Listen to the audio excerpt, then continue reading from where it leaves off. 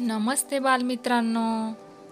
पुणे जिल्हा परिषद पुणे ऑनलाईन शिक्षण वर्गामध्ये आपलं सहर्ष स्वागत. आज आपण शिकूया इयत्ता 3 विषय परिसर अभ्यास घटक आपला आहार. पान नंबर आहे 74 ते 76. या घटकाची अध्ययन निष्पत्ती याप्रमाणे आहे.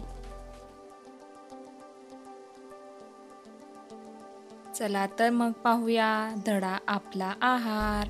मुलांनो, सर्वात प्रथम परिसर अभ्यासातील पाठ क्रमांक 13 आपला आहार याबद्दल आपण माहिती घेऊया.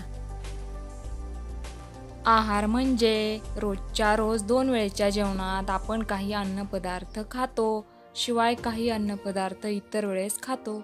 याखेरीज दिवसाकाठी आपण कधीतरी दूध, चहा, कॉफी, सरबत असे पेय पदार्थही घेतो. दिवसभरात जे खाद्यपदार्थ आणि पेय पदार्थ आपल्या पोटात जातात त्या सर्वांना मिळून आहार म्हणतात. विद्यार्थी मित्रांनो, आता हे पुढील चित्र पहा. या चित्रामध्ये एक मुलगी, तिचे बाबा आणि आजोबा जेवण करत असताना आपल्याला दिसत आहेत. या सर्वांचा आहार सारखा असेल का?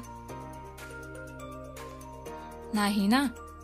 या तिघांचाही आहार वेगवेगळा असण्याची कारणे म्हणजे व्यक्तीचं वय, करावी लागणारी मेहनत आणि प्रकृती यानुसार आहार वेगवेगळा असतो. आपला आहार जास्त किंवा कमी का होतो ते आता आपण पाहूया. बालमित्रांनो, एखाद्या दिवशी आपल्याला भूक जास्त लागते तेव्हा आपण भरपूर जेवतो. त्या दिवशी आपला आहार जास्त असतो. कधी भूक कमी असते तेव्हा आपण थोडेसे जेवतो. त्या दिवशी आपला आहार कमी असतो. या पुढील चित्रात पहा. ऑफिसमध्ये बैठे काम करत असताना एक माणूस दिसत आहे. काही कामे एका जागी बसून करायची असतात. ती करताना शरीराला फार कष्ट पडत नाहीत. अशा कामांना बैठी कामे म्हणतात. बैठी कामे करणाऱ्यांची भूक त्या मानाने कमी असते. हे चित्र पहा. काही कामे करताना शरीराची भरपूर आणि वेगाने हालचाल होते. शरीराला भरपूर कष्ट पडतात. अशी कामे अंगमेहनतीची कामे होत. अंगमेहनतीची कामे केल्यामुळे खूप भूक लागते.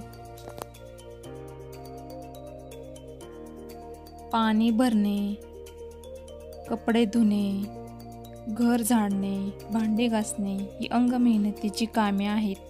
ही कामे करणाऱ्या व्यक्तींना जास्त भूक लागते. ही कामे करणारी व्यक्ती स्त्री असो अथवा पुरुष, त्यांना पुरेसे अन्न मिळणे गरजेचे असते. मोठे होत असताना शरीराची वाढ वेगाने होते, म्हणून या वयात मुलांना आणि मुलींना भरपूर आहार मिळायला हवा. आवडला ना मुलांनो हा पाठ तुम्हाला? आता पुढील स्वाध्याय सोडवा. धन्यवाद.